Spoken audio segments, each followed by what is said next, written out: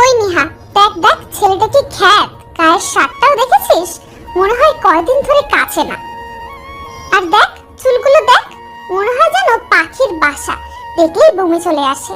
এসব ছেলেগুলো কি করে যে ভার্সিটিতে চান্স পায় বুঝি না। এখন এই ময়লার গোডাউনের সাথেই রে ক্লাস করতে হবে। ফারিয়ার কথা শুনে চোখ থেকে সানগ্লাসটা নামিয়ে নেহা ক্যাম্পাসের রাস্তার দিকে তাকায়। দেখে কাঁধে ময়লা, আংশে ছেঁড়া, ব্যাগ জড়িয়ে কালো প্যান্টের সাথে একটা ময়লা শার্ট গায়ে দিয়ে একটা ছেলে ভার্সিটির দিকে এগিয়ে আসছে। চুলগুলা আতেল মার্কা করে রাখা, কোনো দিকে ছেলেটা তাকাচ্ছে না, একদম সামনের দিকে চোখ রেখে এগিয়ে যাচ্ছে। নেহা ফারিয়ার দিকে তাকিয়ে রাগী দৃষ্টিতে বলে, ছেলেটার নাম জানিস তোরা?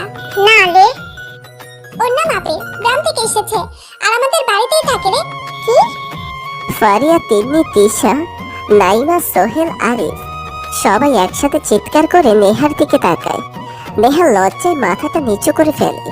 কিছুক্ষণ চুপচাপ থেকে নেহা বলে, ওর জন্যই এই কয়দিনে ভার্সিটিতে আসেনি রে, কারণ আব্বু ওর সাথে ভার্সিটিতে আসার জন্য বলে, আর তাই রাগ করে কয়েকদিন আসেনি। অবশ্য ছেলেটা আমার সাথে কথাও বলেনি কোনোদিন, থাকে সাদের চিলেকোঠায়। মাও তাকে সহ্য করতে পারে না, একমাত্র বাবা তাকে একটু কেয়ার করে।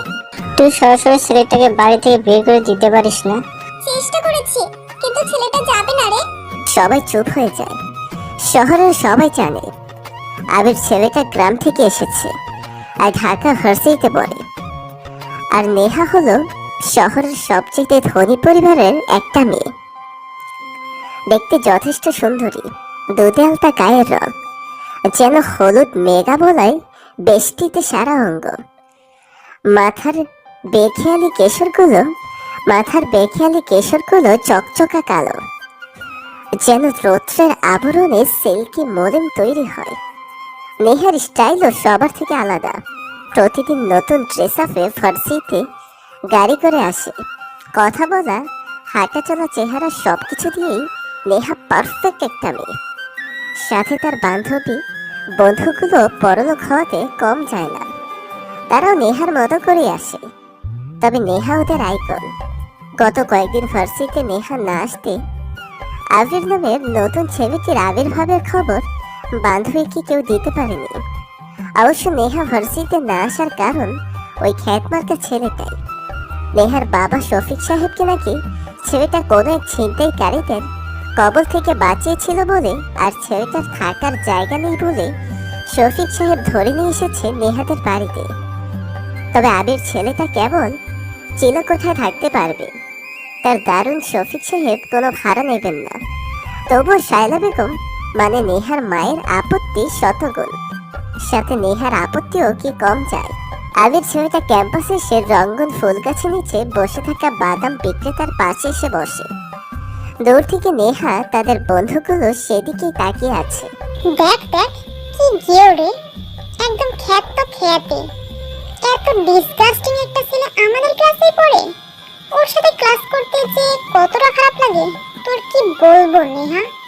কেউ ওর পাশে বসে না, আর ছেলেটা সোজা পেছনের বেঞ্চে গিয়ে বসে। আর ওর আগের দুটো বেঞ্চ খালি থাকে, কারণ ওর আশেপাশেও কেউ থাকতে চায় না। আচ্ছা বাদ দে, ছেলেটাকে ভার্সিটি থেকে তাড়াতে হবে, আর আমার বাড়ি থেকেও। চল প্ল্যান করে ফেলি। তাই করি। ওরা আবিরকে তাড়ানোর জন্য নানা রকম প্ল্যান করতে থাকে। আর আবির বাদাম বিক্রি করা ছেলের সাথে বসে হেসে হেসে গল্প করে। আবিরের দাঁত হলুদ দেখে মনে হয় যেন কয়েকদিন হলো দাঁত মাজে না। এটা দেখে বাদামওয়ালা মিন্নু বলে, ভাইজান আন্নের দাঁত এরম হলুদ কে? আবির আংশিক ছেঁড়া ব্যাগ থেকে ইংরেজি নোবেল গঠিত বই বের করে পড়ছিল। মিন্নুর কথা শুনে খানিকটা প্রো কুচকে তাকিয়ে বইটা বন্ধ করে হেসে দেয়। ঠিক তখনই মিন্নু বলে ওঠে, ভাইজান আন্নের দাঁতগুলা হলুদ হইলেও আন্নের মুচকি হাসিটা কিন্তু খুব ফাইন লাগে। আবির আরো মুচকি হাসে।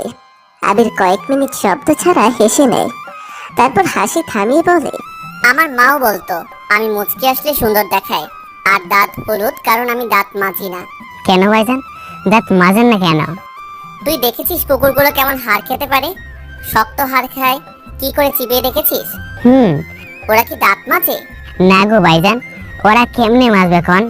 তাহলে ওদের দাঁত শক্ত দেখেছিস? দাঁত মাজে না বলেই দাঁত শক্ত, আর তাই হাড়গুলো চিবিয়ে খেতে পারে। হ, ঠিক কইছেন ভাইজান, আমিও তাইলে দাঁত মাজুম না আর। আবির গাছের সাথে হেলান দিয়ে একটু শব্দ করে হাসে মিন্নুর কথা শুনে। মিন্নুর বয়স কত? মিন্নুর বয়স কত আর হবে? এই 7-8 বছর। মা পঙ্গু, বাবা একজন মাতাল, একটা বড় বোন আছে। মিন্নুর থেকে আবির শুনেছে তার বড় বোনের নাম রেনু। রোজ ভোর রাতে অনেক টাকা নিয়ে রেনু আপা বাড়িতে আসে। মিন্নু সারা রাত জেগে থাকে তার আপার জন্য। সেদিন মিন্নুর সাথে আবিরের অনেক কথা হয়। সেদিন মিন্নু বলেছিল, জানেন ভাইজান, আমার আফা না রোজ মেলা টাকা নিয়ে আসে, আর প্রতিদিন আমি যাইগা দেখি আফার মুখটা কেমন শুকনো থাকে। মাঝে মাঝে কান্না করে আমার আফা। আফারে জিগাইলে কয়, তুই এসব বুঝবি না। আইসা ভাইজান, আপার মুখটা কেন শুকনা লাগে? কেন আমি তাকে হাসতে দেখবার পারি না ভাইজান? আপার লগে আমার ঘুরতে ভালো লাগে, কিন্তু আপা দিনে ঘুমায়, সন্ধ্যায় আমি আসার আগে বার হয়ে চলে যায়, আবার ঘুরে আসে। কেন হয় এরকম ভাইজান? মিন্নুর কথায় আবির সেদিন কোনো উত্তর দেয়নি। আবিরের বন্ধু বলতে তেমন কেউ নেই, আর এদিকে মিন্নুর সাথে বস্তির কোনো ছেলে মেয়ে মেশে না। তাই প্রথম যেদিন আবির ফার্সিতে এসে এই গাছের নিচে বসে বই পড়ছিল, তখনই মিন্নু এসে বাদাম দিতে চায়। আবির মিন্নুর দিকে তাকিয়ে মুচকি এসে দু একটা কথা বলতে বলতে একসময় অনেক ঘনিষ্ঠ হয়ে যায়।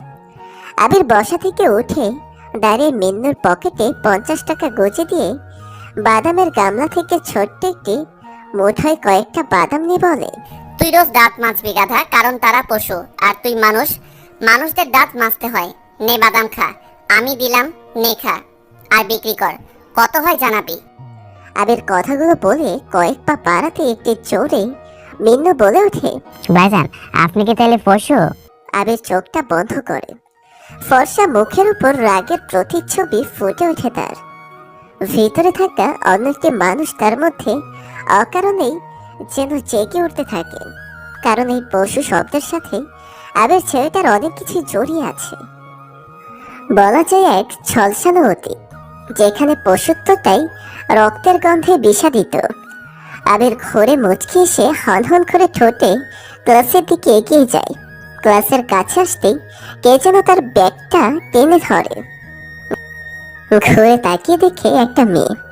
আবির চুপচাপ দাঁড়িয়ে পড়ে। আবিরকে দেখে সবাই নাক মুখ ছিটকে মুখ ঢেকে নেয়। আবির সবার দিকে তাকিয়ে মুচকে এক হাসি দেয়।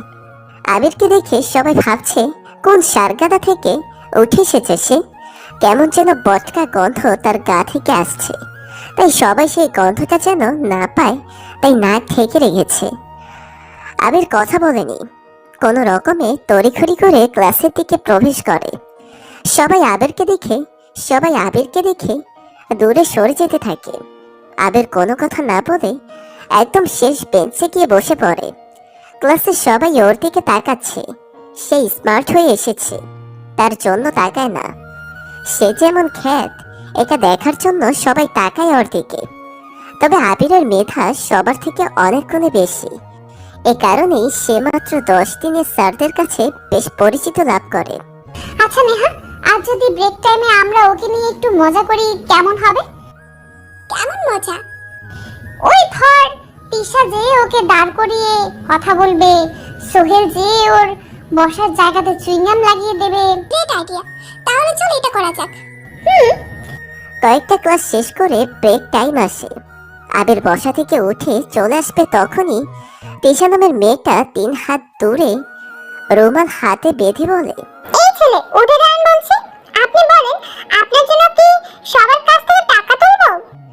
আবির তিশার ঝাড়ি শুনে উঠে দাঁড়ালো। আর ঠিক তখনই সোহেল পেছন থেকে এসে অনেকগুলো চুইংগাম লাগিয়ে পালিয়ে যায়। আবির দাঁড়িয়ে বলে, কেন? আপনার যে গায়ে দুর্গন্ধ আর শার্টে যে ময়লা, এতে করে তো ক্লাস করা যায় না। নতুন কাপড় কিনে দেব? নতুন কাপড় লাগবে না। আবির কথাটা বলে বেঞ্চে বসে পড়ে। সবাই হো হো করে হাসতে থাকে। আবির সবাইকে মনে মনে পাগল বলে বেঞ্চে মাথা লাগিয়ে শুয়ে পড়ে। তারপর ক্লাসে স্যার চলে আসে। সবাই দাঁড়িয়ে স্যারকে সম্মান জানায়। কিন্তু যখনই আবির উঠে দাঁড়ায় তখন একটা বেমানান শব্দ শুনতে পায় ও। কেবল আবির নয়, নেহা, তিন্নি, নাইমা, তিশা, সোহেল, আরিফ বলতে গেলে সবাই শুনতে পায় শব্দটা। আর এটা শুনেই নেহারা চোরেই হেসে ওঠে। আবির একটু ঘুরে পেছনে তাকায়, দেখে ওর প্যান্টের কিছু অংশ বেঞ্চে লেগে আছে চুইংগামের সাথে। নীলার সাথে সাথেই বলে যায়, কেমন যেন তার গলাটা ধরে আসতে থাকে, চোখ যেন ঝাপসা হতে থাকে। বারবার উচ্চ পদস্থ মানুষদের দিকে আবির তাকায়। গরিব বলে সবাই তাকে নিয়ে মজা করছে, কিন্তু সে কিছু বলে না।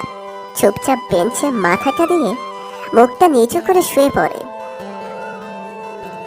এদিকে স্যার তার টপিক নিয়ে নানা রকম কথা বলতে থাকে। একসময় স্যার সবার উদ্দেশ্যে প্রশ্ন করেন, পুরুষেরা বলে থাকে নারীরা অহংকারী। কেন অহংকারী? কারণ নারীরা সৌন্দর্যের প্রতীক। তারা তাদের সৌন্দর্যের কারণে অহংকারী হয়, আর এই অহংকারটা দেখায় কেবল ছেলেদের কাছে। কথা কি ঠিক? স্যারের কথা শেষ হতে ক্লাসের ছেলেগুলো সবাই স্যারের সাথে সহমত করে মেয়েদের অনেক কিছুই বলতে থাকে। একসময় ভার্সিটির সবচেয়ে সুন্দর মেয়ে নেহা উঠে দাঁড়িয়ে বলে, জি স্যার, মেয়েরা অহংকারী, কারণ মেয়ে মানেই মা, মেয়ে মানেই বোন, মেয়ে মানে একটা সংসার টিকিয়ে রাখার অদম্য ঢাল। মেয়েরা পছন্দ না হলে ছেলেদের প্রপোজালে রাজি হয় না, কারণ মেয়েরা কারো মন নিয়ে খেলতে চায় না, কারণ জোর করে প্রেম হয় না। যখন ছেলেটা জানতে পারবে মেয়েটা তাকে পছন্দ করে না, তখন মনে একটু হলেও কষ্ট পাবে। ফলে না রিলেশনের শান্তি আসবে, না কেউ ভালো থাকতে পারবে। হয়তো ছেলেরা এখন বলবে এই অহংকারের কারণে মেয়েদের কপালে দেখতে খারাপ বর জোটে। হ্যাঁ জোটে, কারণ মেয়েরা পারে না বাবা মায়ের অবাধ্য হতে। ছেলেদের পছন্দ না হলে রাগারাগি করে বাড়ি থেকে বের হয়ে যায়, কিন্তু মেয়েরা তা পারে না। যদি কেউ বেরো হয় সমাজ তাদের মেনে নেয় না, উল্টো কথা শোনায়। তাই আমরা অহংকারী। পুরো ক্লাসটা এখন ঠান্ডা হয়ে গেছে নেহার কথা শুনে। সবাই নেহার দিকে হা হয়ে তাকিয়ে আছে। স্যার বেশ অবাক হয়ে চেয়ে আছে তার দিকে। নেহা বেঞ্চে বসে রিল্যাক্স করতে স্যার বলে, ছেলেরা চুপ কেন? তোমাদের কথার ভিত্তিতে আমরা অনেক কিছুই শিখতে পারবো। ছেলেরা কিছু বলো, নাকি মেয়েরাই জিতে যাবে? কেউ কোনো কথা বলছে না। দৃষ্টিতে প্রত্যেক ছেলের দিকে তাকায়। স্যারের চোখ আটকে যায় পেছনে বসা বেঞ্চে শুয়ে থাকে একটা ছেলের দিকে। স্বভাব মতোই স্যার চোখ ছুঁড়ে মারে ছেলেটার দিকে। পেছনে বসা আবির লাফ দিয়ে উঠে দাঁড়িয়ে পেছনে প্যান্ট যেখানে ছিঁড়ে গেছে সেখানে হাত দিয়ে দাঁড়ায়। সবাই হো হো করে হাসতে থাকে। আবির মাথাটা নিচু করে নেয়। স্যার বলে, এই যে বেয়াদব, স্যার যে এতক্ষণ ক্লাসে ছিল, তুমি কি জানো? জি। রাতে কি চুরি করতে যাও? কাপড় চোপড় দেখে তো তাই মনে হচ্ছে। কাপড়গুলো কি কাঁচো না? এত ময়লা বাঁধিয়ে রেখেছো কেন? আর এগুলো কি ধরনের পোশাক? ব্যাগটাও তো ছেঁড়া। সহপাঠী দেখে দেখো না কত স্মার্ট হয়ে ক্লাসে আসে। কোথা থেকে এসেছো? বেয়াদবের মতো ক্লাসে পড়ে পড়ে ঘুমাচ্ছ? ফাজিল ছেলে কোথাকার। স্যারের অপমানে আবির আরো মাথাটা নিচু করে নেয়। একটা দীর্ঘশ্বাস ফেলতে চেয়েও যেন পারে না। সবকিছু আবারও কেমন ঘোলাটে লাগছে। বারবার মনে হতে থাকে ওর যেখানে বড়লোকি জীবনযাপনের আধিক্য, সেখানে গ্রামে থেকে আসা গরিব ছেলেটার কোনো মূল্য নেই। স্যারের কথাগুলো শুনে ক্লাসে সবাই উচ্চস্বরে হাসতে থাকে। স্যারও একটু হাসলেন। আবিরকে আবার স্যার বলতে থাকে, বেয়াদব ছেলে, নাম কি তোমার? জি, আবির, আবির হাসান নি।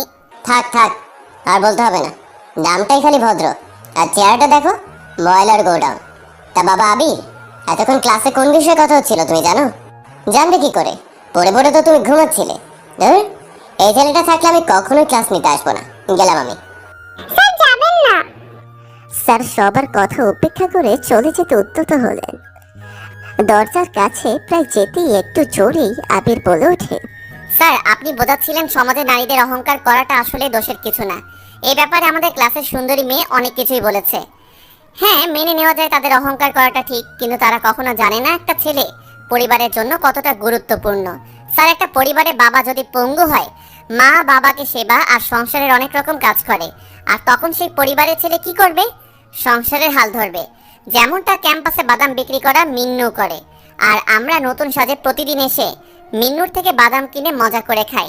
স্যার, মেয়ে তো মেয়েই, বিয়ের আগে বাপের অধীনে থাকে, বিয়ের বয়স হলে সেই একটা ছেলেকেই তো বিয়ে করতে হবে তাকে। তারপর মেয়েটা স্বামীর আদলে চলে যায়, হোক সে মা, হোক সে তখন কারো ভাবি। কিন্তু যে ছেলেটা না খেয়ে মা বাবার জন্য আগেই সংসারের হাল ধরেছে, সেই ছেলেটাই তো আবার নারী মানে বউকে দেখাশোনা করবে। তাহলে অহংকারটা কার করা উচিত, ছেলের নাকি মেয়ের? ছেলেরা কিন্তু অহংকারী হয় না স্যার, তারা করে না। কারণ ছেলেরা মা বাবা বউ নিজের বাচ্চা দেখাশোনা করে নিজেরই সুখটাকে ভুলে। ছেলেরা চাইলে রাগ করে বাড়ি থেকে চলে যায়, মেয়েরা তা করে না। কারণ মেয়েরা একজন বাবা, জি স্যার বাবা মানে ছেলে, কিন্তু স্যার বাবার কাছে সম্পত্তি হলো মেয়ে, তারপর বিয়েও করে স্বামীকে, মানে একটা ছেলে স্যার। কোনো মেয়ে বেকার ছেলেকে বিয়ে করে না। তাই ছেলে যখন আগেই মা বাবার দায়িত্ব নিয়ে সংসারের হাল ধরে, তখনই তাকে আরো একটি দায়িত্ব নিতে হয়, অর্থাৎ বউয়ের। তবে ছেলে মেয়ে একে অন্যের অর্ধাঙ্গিনী, একে অপরের পরিপূরক। এদেরকে নিয়ে তর্ক নয়, ভালোবাসার বীজ বপন করা উচিত। সবাই হা হয়ে যায়। আবির সবার দিকে তাকিয়ে রব করে বেঞ্চে বসে পড়ে। চুইংগাম তখনও বেঞ্চে লেগে আছে। অনেকদিন ব্যবহার্য প্যান্টের চুইংগাম লেগে কয়েকবার বসা ওঠা করতে যেয়ে বেশ খানিকটা ছিঁড়ে গেছে। তাই আবির শটান বসে আবারও বেঞ্চে মাথা লাগিয়ে শুয়ে থাকে। স্যার নিজের জায়গাতে এসে দাঁড়ালো। তখনও ক্লাসের সবাই চুপ হয়ে বসে আছে।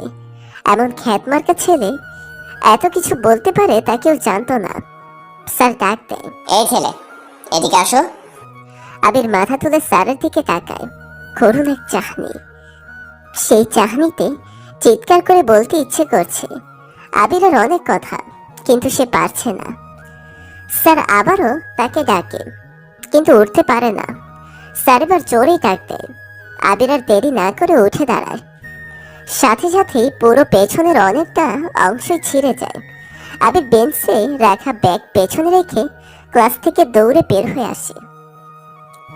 নেহারা হেসে ওঠে। আবির সেই হাসির শব্দ থেকে পালাতে রঙ্গন ফুলগাছটার নিচে এসে বসে। খানিক সময় পর মিন্নু এসে পাশে দাঁড়ায়। মিন্নুকে দেখে আবির মুচকে হাসে। মিন্নু বলে, ভাইজান আজকে মনে হয় মায়ের লাগে ওষুধ কিনতে পারুম না। কেন? দেখেন না বাদাম গুলান এখনো বিক্রি হয় নাই, কি করে কিনবো কন? তুই কেন তোর মায়ের জন্য ওষুধ কিনবি? তোর আপার টাকা আছে না? কিন্তু আমার তো কয় আফার থেকে টাকা না নিতে, আফার টাকায় নাকি বিষ আছে। আইসা ভাইজান টাকায় 20 টাকা কেমনে? মানুষ কি মরে যায়? মাই কইছে হ্যাঁ টাকা নিলে নাকি আমরা বিষাক্ত হম। কি করে ভাইজান? আবির কিছু বলে না, কেবল মুচকে হাসে। মিন্নু আবিরের হাসির দিকে তাকায়। মিন্নু কেবল আবিরের হাসির জন্যই আবিরকে ভালোবাসে, ভাইজান বলে ডাকে। আবির দীর্ঘ শ্বাস টেনে ছেড়ে দেয়। এই শহরের সব জায়গায় তার চেনা মানুষদেরকে আবির হাতের তালুর মতো চেনে। অন্ধকার হলে সবগুলো আবিরের বন্ধু হয়ে যায়। সেই বন্ধুত্বের ফারাক অনেক বিশাল, যেখানে কোনো অনুমতি নেই। আছে অনেক হিংসুটে প্রাণহীন রক্ত কেন্দ্র। আবির হাসি থামিয়ে বলে, তোর আপা অনেক ভালো রে মিন্নু। তোর মাকে বলিস তোর আপার উপরে যেন রাগ না করে। আর শোন, তোর মাকে না জানিয়ে তোর আপার থেকে কিছু টাকা নিয়ে ওষুধ কিনিস। তোর মা বাবা আর আপার সাথে একদিন দেখা করব। আমাকে নিয়ে যাবি তোদের বাড়িতে? হো ভাইজান, আফারে আগের দিন তোমার কথা কইছি, আপা কইছে বড়দের সাথে না মিশতে। ভালো বলেছে, যা তাহলে বাড়িতে যা, কাল আসিস। তুমি যাবা না? মিন্নুর কথা শুনে আবির একটু হেসে বসা থেকে উঠে দাঁড়ায়। তখনই ব্যাগটা পেছনে রাখে আবির, কিন্তু মিন্নু ঠিকই টের পায় আবিরের করুণ অবস্থা। মিন্নু বলে, কি হইল, আপনি ব্যাগ পিছনে রাখছেন কেন? এমনি। মিন্নু হেসে দিয়ে বলে, ভাইজান আপনি আমার গামছাটা নিয়ে যান, টেলাই নেন, তখন নিয়ে নিব। আমি বুঝতে পারছি লন।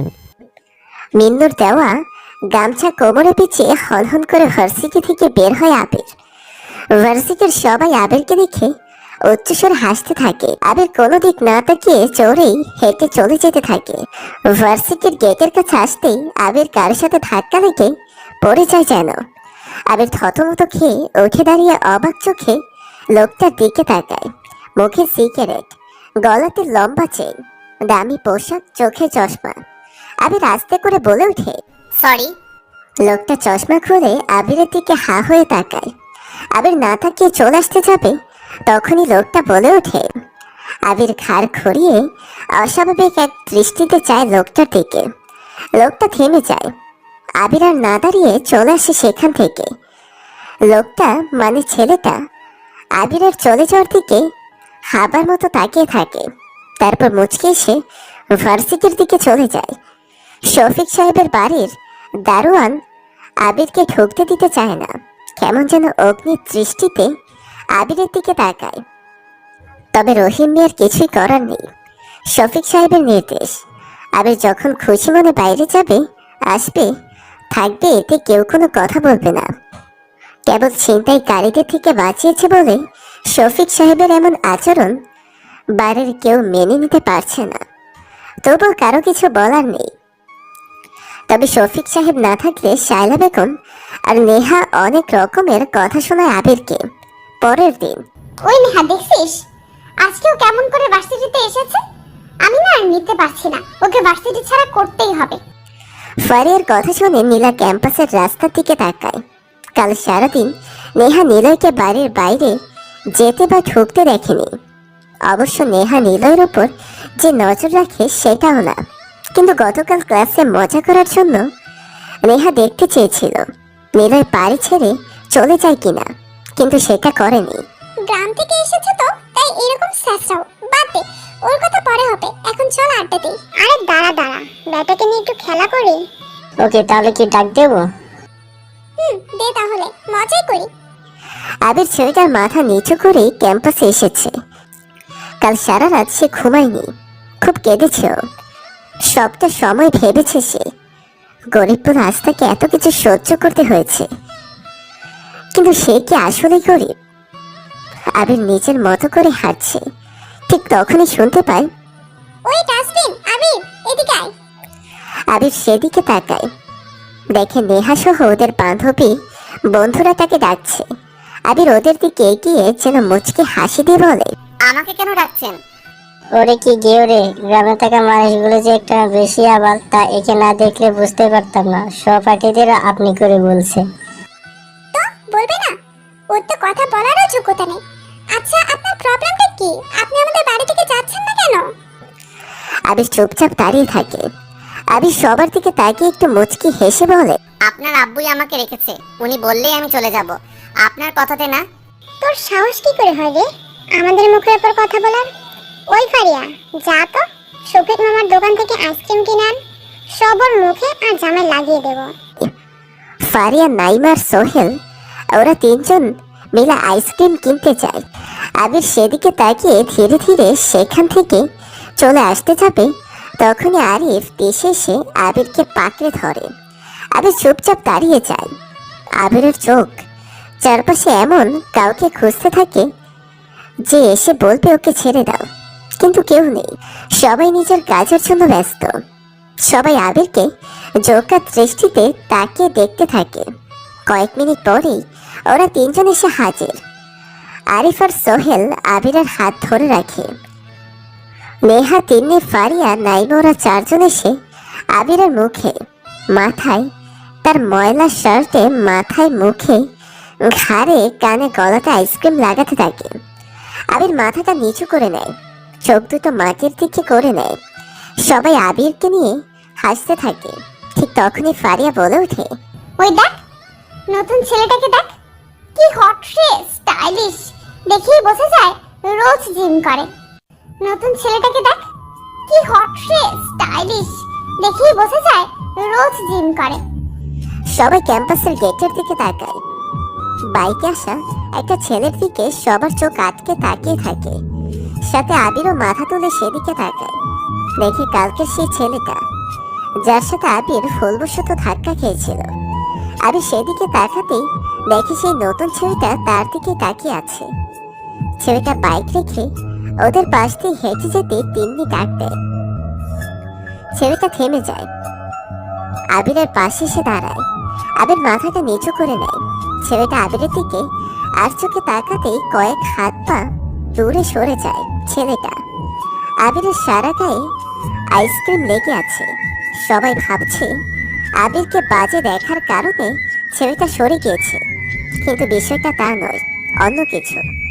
ছেলেটা কিছু সময় চুপ থেকে বলে, আমি সায়ন, বিভাগ। ও, আমরা সবাই তো একই বিভাগের স্টুডেন্ট, আমি ফারিয়া ও তন্নি ও নেহা ও নাইমা তিশা সোহেল আরিফ।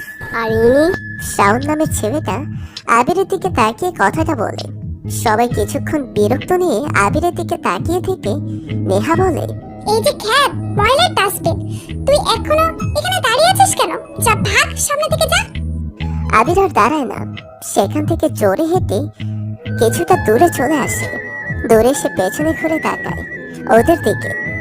শাওন নামের ছেলেটা তখন আবিরের দিকে তাকিয়ে আছে। আবির শাওনের দিকে তাকিয়ে মুচকে হাসি দিল। শাওন কিছু বলতে চেয়ে বলতে পারল না। রঙ্গন ফুল গাছের নিচে আবির বসে রুমাল বের করে মুখটা কোনো রকম মুছে নেয়। এদিকে শাওন ওদের সাথে গল্পতে ব্যস্ত হয়ে যায়। আবির কোনো রকম নিজেকে ঠিকঠাক করে নেয়। ওদের দিকে তাকিয়ে একটা মুচকি হাসি দিয়ে দীর্ঘশ্বাস ফেলে। তারপর আবির ছেঁড়া ব্যাগ থেকে একটি বই বের করে পড়তে থাকে। কিছু সময় যাওয়ার পর শুনতে পায়, ভাইজান কেমন আছেন? চোখ তুলে তাকিয়ে দেখে মিন্নু এসে পাশে বসেছে। আজ বাদামের পরিমাণ গামলাতে কম। মিন্নুর দিকে তাকিয়ে মুচকি হাসি দিয়ে আবির বলল, কি রে, আজ বাদাম এত কম কেন? আজ বালার বিক্রি হয়েছে। ও, তা তোর মুখটা এমন শুকনা কেন? মিন্নু কিছু বলল না। আবিরের দিকে তাকিয়ে আবার চোখ সরিয়ে নেয়। আবির ব্যাগ বই রেখে মিন্নুর মাথায় হাত বলিয়ে দিতে বলে, কি হয়েছে রে, আজ চুপ কেন? মায়ের ওষুধ কিনতে পারিস নাই? আচ্ছা, চিন্তা করিস না, আমি দেবো। সেটা না ভাইজান, মায়ের ওষুধ কিনছিলাম। তাহলে আফা, কি হয়েছে তোর আপার? জানেন ভাইজান, আফা আমাকে খুব ভালোবাসে। শুরু থেকে আফার আজরে বড় হয়েছে। আফা আমার গায়ে কখনো হাত উঠায় নাই, কিন্তু আজকে সকালে আমার গালে আফা জোরে সর মাইরা খাইছে। জোরে সর মাইরা কইছে, একদিন সব সাইডে চলে যাব। মিন্নু কান্না করতে থাকে। আবির মিন্নুর মাথায় হাত দিয়ে বলে, কেন রে, কি হয়েছে? জানি না ভাইজান, আজ যখন বুড়ে ঘুম থেকে উঠে দেখি আফা আইছে আর বাবা আফারে বকতেছে, তখন দেখি আফার বাবার লগে ঝগড়া করতেছে। এক সময় আফা ঘর থেকে বের হইয়া উঠানে গিয়ে বসে, আমিও আফার লগে যাই। আফার মুখে কেমন যেন দাগ দেখি আমি, যেন মনে হইতেছিল আফারে কেউ সারা রাত ধরে মারছে। গলায় কপালে টুটে কেমন যেন খামড়ের দাগ, দেখে ভয় পাচ্ছিলাম। আফার এসব জিগাইতে এসে আমারে জোরে জোরে কান্না করতে কয়, তুই এসব বুঝবি না রে, এতগুলো বেঁচে ক্ষুধা আর জীবন চালানোর দাগ। আচ্ছা ভাইজান, আপনি তো পেটের ক্ষুধা মেটা, তাইলে আপনার কোনো দাগ নেই? আমার যখন খিদা লাগে আমিও তো খাই, কই আমার তো কোনো দাগ নাই।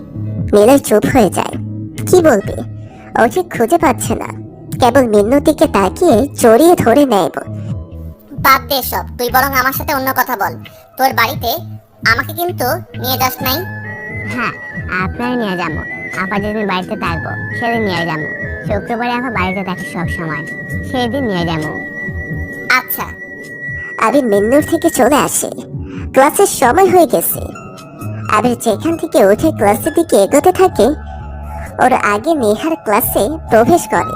তারপর ফারিয়ার কথা শুনে সবাই একসাথে জড়ো হয়ে যায়। ওদের পাশের বেঞ্চে শাওন বসে আছে। ফারিয়ার কথা ঠিকই শুনে ফেলেছে ও। ফারিয়ার কথা শুনে শাওন পেছনের দিকে তাকায়। সবার শেষে বসা চুপচাপ ময়লা শার্ট পরা আবির নামে ছেলেটার দিকে শাওন এক দৃষ্টিতে তাকিয়ে আছে। আবির শাওনের দিকে তাকায়। শাওন চোখ সরিয়ে নেহাদের দিকে তাকিয়ে থাকে। কিছু সময় পর স্যার ক্লাসে আসেন। এসে আবিরের দিকে তাকায়। আবির দাঁড়িয়ে মাথা নিচু করে আছে। স্যার সবাইকে বসার অনুমতি দিয়েই আবিরকে ডাক দেয়। এই ছেলে, তোমার নাম আবিরই তো? জি স্যার। যাক, তাহলে নামটা মনে আছে। তা তোমার এরকম পোশাক কেন? তুমি জানো তুমি এখন কোথায় পড়াশোনা করতে এসছো? ঢাকা ভার্সিটিতে। তা এখানে সব ছেলেমেয়েরা কত স্মার্ট দেখেছো? জি স্যার।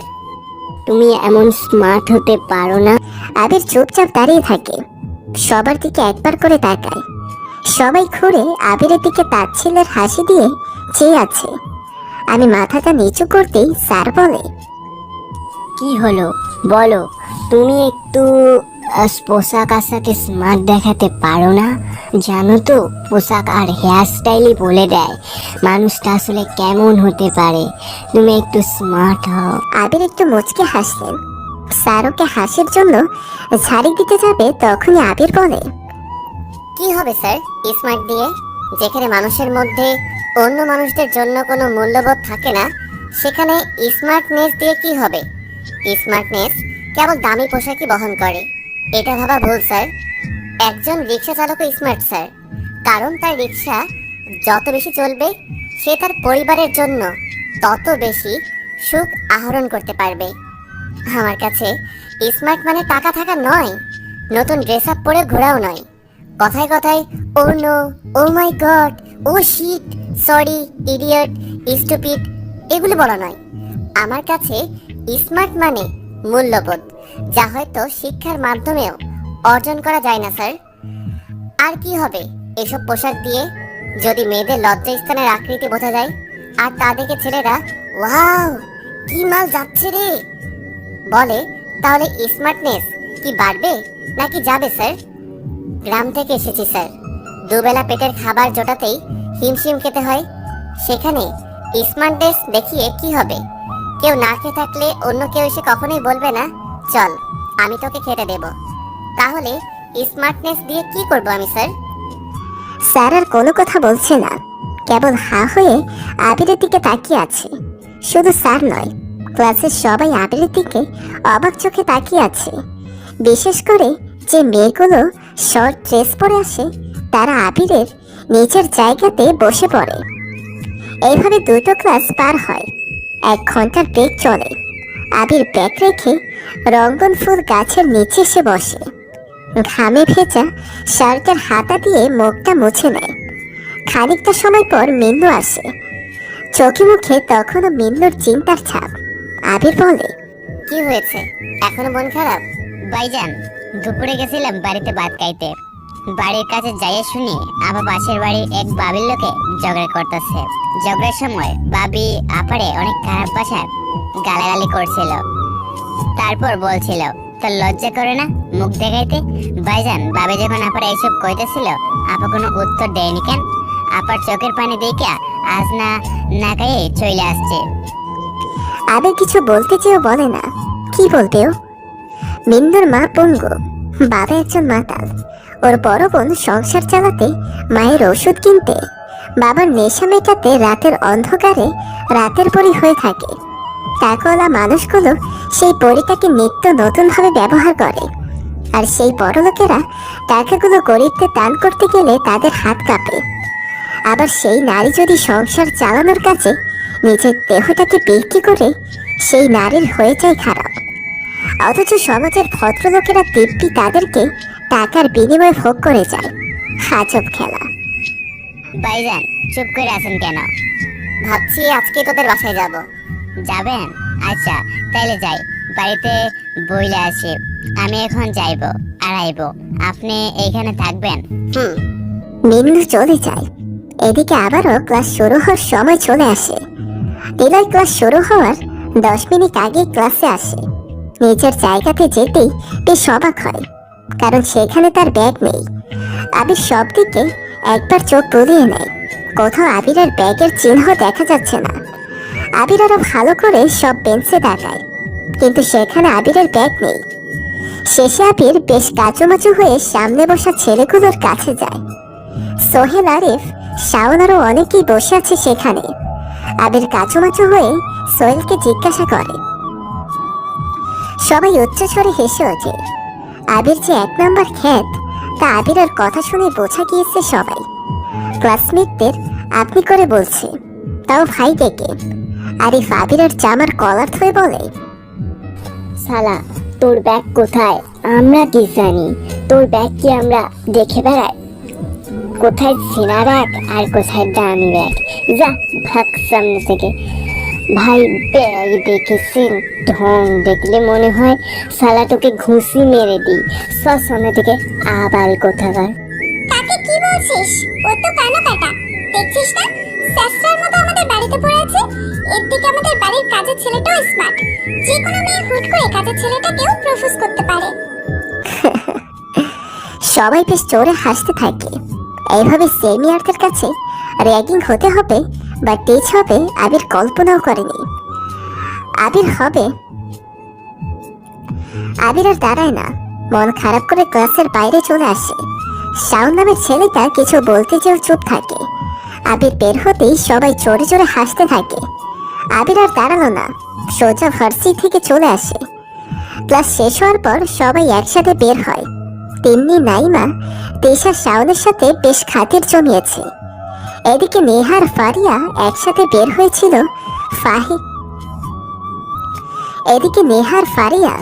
একসাথে বের হয়েই ফারিয়া বলে, কি করবি এখন? ব্যাগটা তো ফেরত দিতে চেয়েছিলাম, কিন্তু ছেলেটা তো ক্লাসেই আসেনি। সবাই যে যার মতো বাড়িতে চলে যায়। পরের দিন ঠিক সময়ে সবাই ভার্সিটিতে চলে আসে, কিন্তু আবিরকে কোথাও পাওয়া যায় না। আবির ভার্সিটিতে আসেনি। ওরা কয়েকজন মিলে গল্প করছিল। মিন্নু বাদাম নিয়ে ওদের সামনে এসে দাঁড়ালো। মিন্নু নেহা দেখেই বলে, আজ বাদাম নেব না রে। আফা, ভাইজান আহে নাই। কোন ভাইজান? ওই যে দাঁতগুলান হলুদ গায়ে ময়লা জামা পইরা আছে, আবির নাম ভাইজানের, উনি আসেন নাই। না, কেন? এমনিতেই। আচ্ছা তাকেন। মিন্নুর মন খুব খারাপ। কাল রাতে তার রেনু আপা বাসায় ফিরেনি। যখন সকালে মিন্নু বাদাম দিয়ে ভার্সিটিতে আসছিল, তখন দেখে তার আপা খোঁড়াতে খোঁড়াতে বাড়ির দিকে আসছে। আপার দিকে তাকিয়ে মিন্নু জিজ্ঞাসা করছিল, কি হয়েছে আপা? ওর আপা কোনো উত্তর দেয় না। মিন্নুর না দাঁড়িয়ে পেটের তাগিদে বাদাম নিয়ে চলে আসে। ভেবেছিল আবিরের সাথে গল্প করে মন ভালো করবে, কিন্তু আবিরকে সারা ভার্সিটি খুঁজেও কোথাও পায়নি। এভাবে কেটে যায় অনেক দিন। ব্যাগটা আবির আর নিতে আসেনি। নেহা একবার ছাদের চিলেকোঠায় গিয়েছিল আবিরকে দেখতে, কিন্তু সেখানেও তালা ঝুলতে দেখে সবাই আবিরের কথা ভুলে গেলেও নেহা পারছে না, কেন যেন সে আবিরকে খুঁজছে। প্রায় 25 দিন পর নেহার রুমে বসে বই পড়ছে। হঠাৎ চোখ চলে যায় সেই ছেঁড়া ব্যাগটার দিকে। নেহা কি মনে করে ব্যাগটা খোলে। ক্লাসের কোনো বই ব্যাগে নেই, কেবল আছে দুটো ইংরেজি নোবেল। নেহা অবাক হয় এরকম একটা ছেলের ব্যাগে ইংলিশ নোবেল দেখে, যা নেহা কখনোই পড়েনি। আর আছে কয়েকজন ইংরেজি পত্রিকার কাটা ছবি সহ টেক্সট রিপোর্ট। নেহা পত্রিকা থেকে কাটা কাগজগুলো উল্টাতে থাকে। হঠাৎ চোখ আটকে যায় একটা ছবিতে। ছবিটা তার বাবার, শফিক সাহেবের। ইংরেজি পত্রিকা, সেখানে শফিক সাহেবের নিয়ে অনেক কিছু লেখা। নেহা পত্রিকার কাটা অংশগুলো উল্টাতে থাকে। দেশের সব বড় বড় নামকরা মানুষের ছবি সেখানে গচ্ছিত আছে। নেহা বেশ অবাক হয়ে তাকিয়ে আছে সেসবের দিকে। নেহা ব্যাগটা আরো ভালোভাবে চেক করে। কয়েকটি ছবি দেখে সে। একজন বয়স্ক মহিলার ছবি, একটা ম্যাগাজিনের উপর পাতার ছবি, আর আরেকটা আছে 5 জন ছেলে দাঁড়িয়ে আছে, মুখে কালো মাস্ক, হাতে কভার এবং পিস্তল নিয়ে। নেহা ছবিগুলো বেশ কিছু সময় পর দেখে আবার ঠিক মতো রেখে দেয়। কেবল একটা কথাই ভাবতে থাকে, এরকম কেউ মার্কা ছেলের ব্যাগে ইংলিশ নোবেল, আবার এত কিছু কেন রাখা? ক্যাম্পাসে বসে সবাই আড্ডা দিচ্ছে। শাওন নামের ছেলেটা সবার সাথে মিশলেও বড্ড চুপচাপ থাকে। অন্য একটু শহর থেকে সে পড়তে এসেছে এখানে। মামার বাসা থেকে পড়াশোনা করে, সবাই তাই জানে। শাওন এখন সবারই বেশ পছন্দের, আর হবেই বা না কেন? ছেলেটা সব দিক দিয়েই পারফেক্ট। যে কোনো মেয়ে পটাতে একটা ছেলের বাহ্যিক ভেতর দিক সবকিছু দিয়ে সে পারফেক্ট। আবার ভালো গিটার বাজাতেও পারে, সেই সাথে গানও গাইতে পারে বেশ। এ কারণেই মেয়েদের প্রথম ও প্রধান ক্রাশ শাওন। সবাই কম বেশি শাওনকে পেতে ও সঙ্গ দিতে ভালোবাসে। এ কারণেই শাওন এখন পুরো ভার্সিটির সবার পরিচিত। শাওন ক্যাম্পাসে বসে গিটার বাজিয়ে চলেছে, সেই সাথে গাইছে। সবাই যখন শাওনের বাজানো গিটারের তালে গান শুনছে মুগ্ধ হয়ে, তখনই শাওন খেয়াল করে ক্যাম্পাসের গেট দিয়ে কালো প্যান্ট আর সাদা শার্টের একটা ছেলে ভিড় পায়ে প্রবেশ করছে ভার্সিটিতে। শাওন ছেলেটাকে দেখেই গান অফ করে দেয়। সবাই শাওনের দিকে তাকাতেই দেখে শাওন গেটের দিকে চেয়ে আছে। সবাই শাওনের দৃষ্টি ফলো করে তাকায় সেদিকে। দেখে আজ বেশ কয়েক মাস পর আবির নামে সেই খ্যাতমার্কা গ্রাম্য ছেলেটা ভার্সিটিতে আসছে। সবাই অবাক হয়। সবার অবাক হওয়ার পেছনে দুটো কারণ। একটা, আবির আগের থেকে একটু পরিপাটি পোশাক পরে ভার্সিটিতে এসেছে, ময়লার কোনো চিহ্ন নেই। আরেকটা কারণ, আবিরকে দেখে শাওন সবকিছু থামিয়ে দিয়ে উঠে দাঁড়িয়ে। কি ব্যাপার শাওন, তুমি ওই আবাল মার্কা ছেলেকে দেখে থেমে গেলে কেন? গিয়েছো ঠিক আছে, দাঁড়িয়ে পড়লে কেন? কি সমস্যা কি? না মানে আচ্ছা বস। শাওন কথাটা বলেও না বসে দাঁড়িয়ে থাকে। আবির ওদের খুব কাছে চলে আসে। নেহাও অনেক অবাক হয়, কারণ নেহাই এর কয়েকদিন জেলে কোঠায় আবিরকে দেখেনি। আবির যখন ওদের সোজা আসে তখনই শাওন মাথাটা নিচু করে নেয়, যা সোহেল ফারিয়া খুব ভালোভাবে খেয়াল করেছে। তাই সাথে সাথেই ফারিয়া বলে। আবির দাঁড়িয়ে যায়। ফারিয়া বসা থেকে উঠে এসে আবিরের জামা টেনে ধরে বলে। আবির দাঁড়ায়, ঘুরে ওদের সবার দিকে তাকায়। শাওন দাঁড়িয়ে থাকায় ওর দিকে আগে চোখ চলে যায় আবিরের। শাওন একটু তাকিয়ে চোখ নামিয়ে নেয়, একদম চুপচানো ভঙ্গিতে দাঁড়িয়ে থাকে, যা বসে থাকা সবার চোখ এড়ায় না। এরকম ব্যাকওয়ার্ড মার্কা ছেলের সামনে শাওন একদম চুপ হয়ে যায়। ব্যাপারটা সবার কাছে বেশ অবাকতা তৈরি করে। তাই ফারিয়া এসে আবিরের জামা টেনে ধরে বলে। ফারিয়ার কথা শুনে শাওন আবিরের দিকে তাকায়। আবির শাওনের দিকে তাকাতেই শাওন আবারও মাথা নিচু করে নেয়। আসলে ওরকম খ্যাতমার্কা ছেলের দিকে তাকাতেও ইচ্ছা করে না, তাই মাথাটা নিচু করে আছি। শাওন এমন জবাবে সবাই জোরে হেসে দেয়। আবিরও মুচকি আসে। শাওন আবিরের দিকে তাকিয়ে হালকা করে হেসে দেয়। আবির আর দাঁড়ায় না, সোজা হনহন করে হেঁটে চলে আসে। আবির সেই ফুল গাছটার কাছে আসতে খেয়াল করে মিন্নু মনমরা হয়ে বসে আছে। বাদামের গামলাতে অনেক বাদামি পড়ে আছে। আবির ওর পাশে গিয়ে বসে বলে। কি রে মিন্নু, তুই এভাবে বসে আছিস কেন? আবিরকে হুট করে এমন ভাবে দেখবে মিন্নু ভাবেনি। আবির প্রায় 1.5 মাস পর ভার্সিটিতে এসেছে। মিন্নু প্রায় ধরেই নিয়েছিল আবির আর কোনোদিন ভার্সিটিতে আসবে না। আবিরকে দেখা মাত্রই মিন্নু হুড়মুড় করে কেঁদে ওঠে। আবির কিছুটা ভ্যাবাচেকা হয়ে তাকিয়ে বলে। কি হলো, তুই কাঁদছিস কেন? ভাইজান, আমার আফারে না পুলিশ কাকুরা ধরে নিয়ে গেছে। আবির কপাল কুঁচকে মিন্নুর দিকে তাকায়।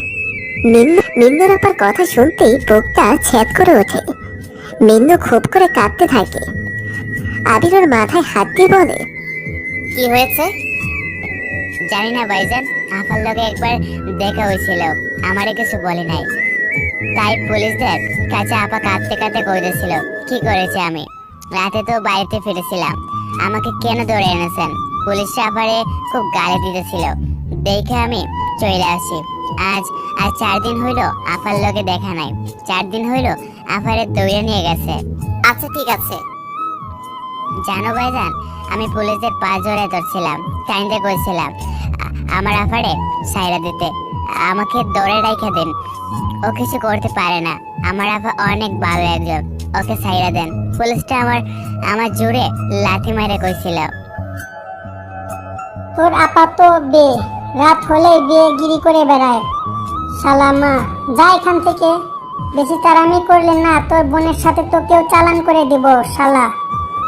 যা টাকা নিয়ে আয়, নইলে থানা মুখো হবি না, বেটা হারামি।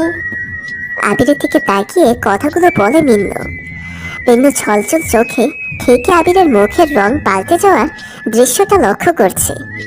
মিন্নু এমন রং পাল্টানোর মানেটা খুব ভালো করেই জানে। কেউ খুব রেগে গেলে মুখের এক্সপ্রেশন আর রক্তবর্ণ যে ভাব আসে তা মিন্নুর অচেনা নয়। আবির বলে।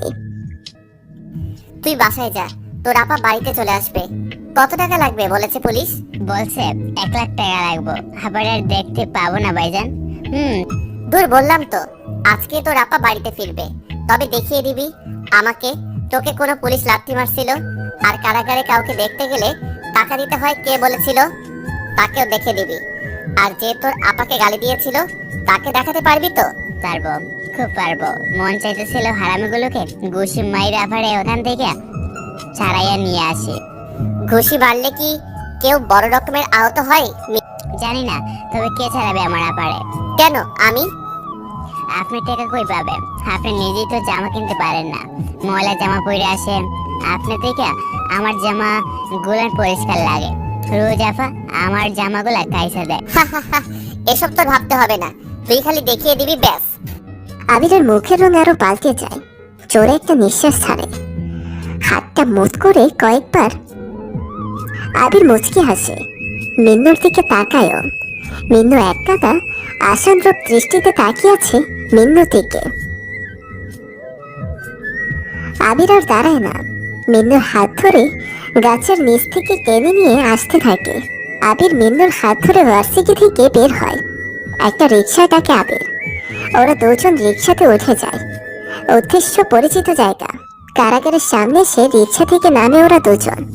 মিন্নু হাত ইশারা করে দেখি বলে, হে আমার আপার লগে দেখা করাবো দিবে, কয়ে টাকা নিয়ে নেয় পকেট থেকে, তারপর 2-4টি গালি দিয়ে আমারে বাইর করে দেয়। আপা কেমন আছে জানি না ভাইজান। আবির মিন্নুকে কারাগারের মেইন ফটকের সামনে যেতে বলে। গেটের সামনে যে পুলিশগুলো থাকে তারা ভালো মতো চেক করে ভেতরে প্রবেশ করতে দেয়। কিন্তু এই পুলিশওয়ালা এভাবে মিন্নুর থেকে টাকা নিয়েছে, সেটা বড়ই অন্যায়। আবির কারাগারের ভেতরে গাছের নিচে গিয়ে বসে। মিন্নু বোকার মতো কেবল আবিরের দিকে তাকিয়ে আছে। আবির ব্যবস্থা করার কথা বলেই এখানে বসে বসে আছে দেখে মিন্নু চুপ হয়ে গেছে। আবির পকেট থেকে ফোন বের করে কাকে যেন ফোন করে, ইংলিশে কার সাথে যেন কি কথা বলে। মিন্নু হা হয়ে তাকিয়ে আছে। দুজন পুলিশ ওদের সামনে এসে দাঁড়ায়। মিন্নু খুশিতে পুলিশদের সাথে যেতে থাকে। আবির বসে বসে মুচকে হাসতে থাকে। কয়েক সেকেন্ড পর বসা থেকে উঠে দাঁড়ায়। কেন্দ্রীয় কারাগারের মধ্যে জায়গাটা বিশাল। বাইরে থেকে যতটা আকর্ষণীয় লাগে ততটাই কঠিন জেলের ভেতরটা। নিলয় পকেটে হাত গুজে কারাগার থেকে বের হয়। কাঁধে সেই ছেঁড়া ব্যাগ। ব্যাগে যা যা ছিল তা ঠিক মতো আছে কিনা আবির জানে না। জেলেকোটায় ফিরে সে আগে ব্যাগটা চেক করবে, তারপর। বাবা, তুমি কি ছেলেটাকে বাসা থেকে একটু তাড়াবে? শফিক সাহেব টেবিল থেকে চোখ সরিয়ে নেহার দিকে তাকায়। নেহা বিরক্ত দৃষ্টিতে তাকিয়ে আছে শফিক সাহেবের দিকে। নেহা সোফাতে বসতেই শফিক সাহেব বলে, কেন, ও তোর আবার কি করলো?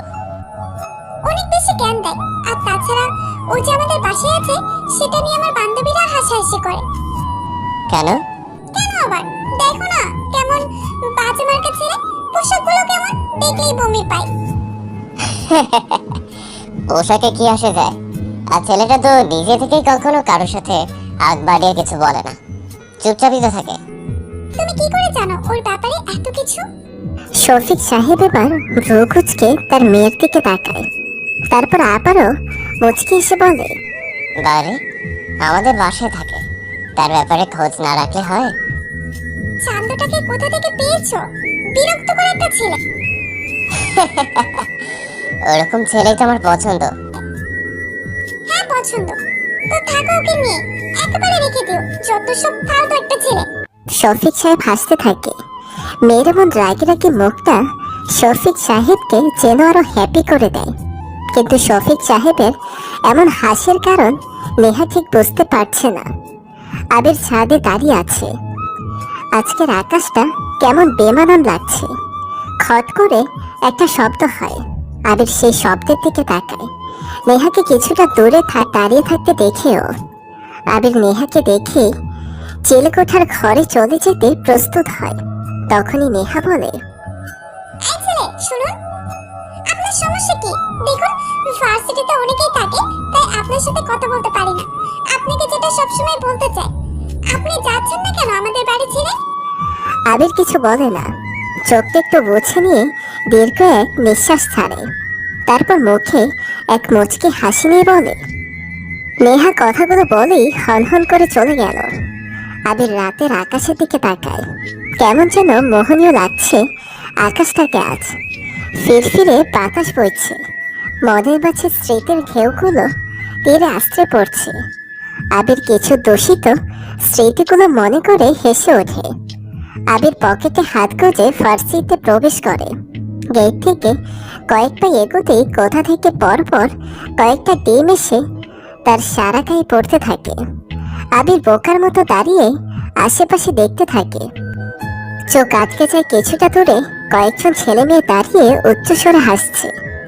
আবির সবাইকে খুব ভালো করে চেনে, তবে একটা ছেলেকে সে এর আগে কোনোদিন দেখেনি। বলিষ্ঠ দেহ, চুলগুলো ঠিকমতো করে ছাটা। সবার আগে ছেলেটি দাঁড়িয়ে আছে, তার পেছনে দাঁড়িয়ে আছে সোহেল, আরিফ, নাইমা, ফারিয়া, তিন্নি, তিশা, নেহা আর শাওন। আর ওরা সবাই আবিরের গায়ে টিম ছুঁড়ে মারছে। আবির কোনো রকমে নিজেকে সামনে এগিয়ে যেতে থাকে। ওদের কাছে আসতেই নেহা ডাক দেয়, ওই চান্দু, এদিকে আয়। আবির সেদিকে একবার তাকিয়ে সোজা চলে যেতে থাকে। আবিরের এমন আচরণে সবাই অবাক হয়, যার ফলে দৌড়ে সবাই আবিরের সামনে গিয়ে দাঁড়ায়। নতুন ছেলেটা আবিরের কলার চেপে ধরে বলে, তোকে না দেখেছি আমরা, কোথায় যাচ্ছি? আরে সিহা, বুঝিস না ছেলের ভাব হয়েছে। ও তাই, তাহলে ছেলের ভাবটা একটু কমাতে হবে, কি বলিস? কি করা যায়? ইয়েস, চল ছেলেটাকে ক্যান্টিনের পিছনে নিয়ে গিয়ে ওর জামা কাপড়গুলো খুলে মেয়েদের ইয়েগুলোকে পরিয়ে দিই। ওই ইয়ে কি রে, মাইক চিনোস? আরে ইয়ে চিনোস না, মেয়েরা ছোট ছোট ভিতরে যেসব পরে। শয়তান, তোরে মাইক দেব। তুই এগুলো চিনিস কি করে? ওইটার সাথে তোকেও ওইগুলো পরিয়ে দেব। সবাই হাসতে থাকে। নেহার শাওন দুজনে দাঁড়িয়ে আছে। নেহার মুখে হাসি, তবে শাওন গম্ভীর দৃষ্টিতে তাকিয়ে আছে। আবির একবার নেহার দিকে তাকায়। নেহা আবিরের দিকে বিরক্তির দৃষ্টিতে তাকিয়ে আছে। আবির বোঝে যায় সবকিছু নেহারই প্ল্যান। আবির মুচকে হাসে। সবার মুখে হাস্যোজ্জ্বল প্রতিচ্ছবি ফুটে উঠেছে। আবির একবার বোরকা পরা মেয়েটার দিকে তাকায়, আরেকবার সবার দিকে তাকায়। কি করবে ঠিক বুঝে উঠতে পারছে না। মেয়েগুলো দৌড়ে নিশিকে থামায়। এদিকে শিহাব আবিরকে মেয়েটার কাছে যেতে বলে, কিন্তু আবির তা করে না। শিহাব আবিরের কানে একটা কষে চর বসিয়ে দিতেই শাওন এসে বলে, ব্রো, বাদ দাও না, জাকরে কি হবে, ওরা ওদের মতো ঠাকুক না। শাওনের কথা শুনে সবাই একটু অবাক হয়, তবে এই অবাকের মূল কারণ কেউ বুঝতে পারে না। শিহাব আবিরকে জোরে ধাক্কা দেয়। ঠাই দাঁড়িয়ে থাকে সেখানে। ওদিকে নিশির সামনে ফারিয়া, তিশা, নাইমা দাঁড়িয়ে আছে। ওদের দেখেই নিশি পাশ কাটিয়ে চলে আসতে যাবে, তখনই ফারিয়া বলে। নিশি বোকার মতো দাঁড়িয়ে থাকে। দূরে দাঁড়িয়ে থাকা ছেলেটার দিকে একবার তাকায়। মুখটা ঠিক ভালোভাবে দেখতে পারছে না, তবুও তাকে কেমন যেন চেনা চেনা মনে হচ্ছে। তার কোথায় যেন সে দেখেছে, অথচ মনে করতে পারছে না। নিশি মনে মনে কয়েকবার কথাগুলো বলে ফেলল। গভীর চিন্তাতে সে সামনে দাঁড়িয়ে থাকা ছেলেটাকে নিয়ে ভাবছে, ব্যস্ত হয়ে যায়। হঠাৎ মনে পড়ে যায় নিশির। আবির নামের ছেলেটাই একপাশে ঘুরে দাঁড়িয়ে আছে, যা রকস্টার বয়েজ গ্যাংয়ের লিডারের মতোই লাগছে। যা নিশি কোনো একটা নিউজ চ্যানেলে আর ম্যাগাজিনের প্রথম পাতায় ছবিটা দেখেছিল। ছবিটা এমন ছিল যে কয়েকজন ছেলে দাঁড়িয়ে আছে সামনে হয়ে, মাথায় বড় হেড পরে, আর তাদের সামনে দাঁড়িয়ে আছে একটা কালো কোট, মাথায় হ্যাট আর মুখে সিগারেট নিয়ে। নিশি বিস্ফুটভাবে ছবিটা দেখে রোজ। সেই গ্যাংয়ের লিডারের নাম নিলয়, যা নিশি ম্যাগাজিনে পড়েছিল। নিলয়ের দাঁড়ানোর স্টাইল আর এই আবির নামের সহজ সরল ছেলেটার দাঁড়ানোর স্টাইল একদমই মিলে যাচ্ছে। এরকমটা নিশির কখনোই হয়নি। অনেক ছেলেকেই তো তার চোখে পড়ে, কিন্তু আবিরের মতো করে কেউ ওর চোখে পড়েনি। নিশি কথাটা বলার সাথে সাথেই দেশে সে নিশির গালে কষে চর বসিয়ে দেয়। নিশি বোকার দৃষ্টিতে তাকিয়ে থাকে ওর দিকে, শান্ত ভঙ্গিতে তাকায়। সেই তাকানোর মাঝে লুকিয়ে থাকে অনেক কিছুই, কিন্তু কেউ তা বুঝতে পারে না। নিশি মুচকে হাসে।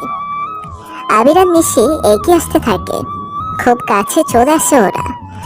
আবিরের হাঁটার সাথে নিলয়ের মিল পাচ্ছে না নিশি, তবে দাঁড়ানোর স্টাইলটা ঠিক নিলয়ের মতোই, সেম টু সেম। নিশি সব ভাবতে ভাবতে এগিয়ে যায়। খুব কাছে আসতে সবাই দেখে বড় কালো রঙের দুটো গাড়ি ফার্সিতে প্রবেশ করেছে। ওরা থেমে গিয়ে সেদিকে তাকায়। গাড়িটা আবিরের সামনে এসে থামে। গাড়িটা দেখে নেহা অবাক হয়, কারণ এটা শফিক সাহেব মানে নেহার বাবার গাড়ি। কিন্তু ওনাকে এই ফার্সিতে দেখে নেহা যতটা না অবাক হয়েছে, এর থেকে বেশি অবাক হয়েছে গাড়িটা নেহার সামনে না এসে আবিরের সামনে গিয়েই থামে। আর আরো অবাক করা বিষয় ঘটে, শফিক সাহেব হাত বাড়িয়ে আবিরের গাড়িতে তুলে নিয়ে যায়। নেহারা সবাই অবাক চোখে তাকিয়ে আছে।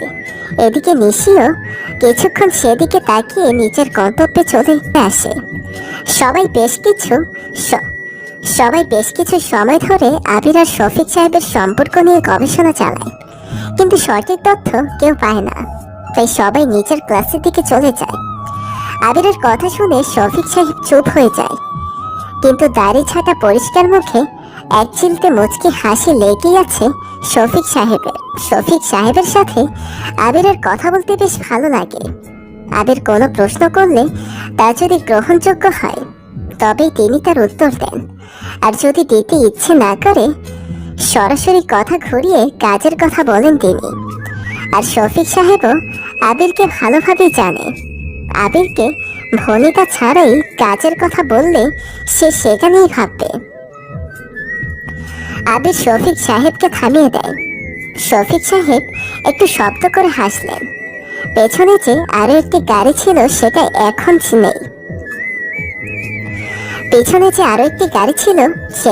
নেই। গাড়িটা ছিল শফিক সাহেবের বডিগার্ডদের, যা তিনি সব সময় সব জায়গাতে গেলে সাথে নেবেন ওদের। কিন্তু এবার ব্যতিক্রম। আবির শফিক সাহেবের প্রশ্নের উত্তর দেয় না, কেবল একটু মুচকি হাসে। শফিক সাহেব বুঝে যায় আবির তার প্রশ্নের উত্তর দেবে না, তাই তিনি একটা দীর্ঘশ্বাস নিলেন। আবির গাড়ির জানালার কাঁচ খুলে দিয়ে বাইরের দিকে তাকায়। শ্রাবণের মেঘগুলো দক্ষিণ থেকে উত্তরে উড়ে চলার প্রতিযোগিতা শুরু করেছে, কারণ শরতের বেহুলা ডাক যে মেঘদের শুনতেই হবে। তবে সেই মেঘদের চালক হলো বাতাস, যা আবিরের গায়ে এসে লাগছে। সব সম্পর্কের কি কোনো অধিকার লাগে? মিন্নুর সাথে আবিরের সম্পর্কটা বন্ধুত্বের। হতে পারে মিন্নু ছোট আর আবির বড়, তবু সম্পর্কটা বন্ধুত্বের, মানবতার।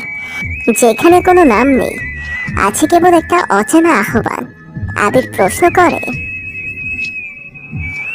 আবির জানালা দিয়ে বাইরে তাকায়।